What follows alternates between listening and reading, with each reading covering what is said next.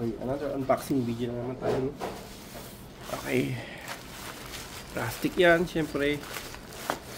Check na natin. Yung label naman siya.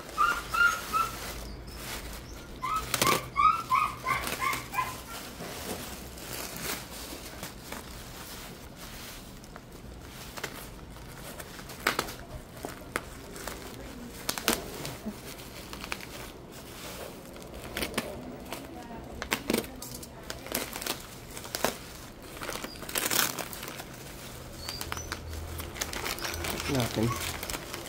So,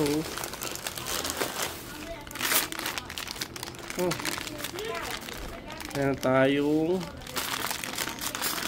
dito Takasago 8G208 mm, ano? May kabigatan din, ah. Tapos meron tayong hub dito, no? Ayan. May kaganda naman yung hub niya. May kapormahan. Ayan.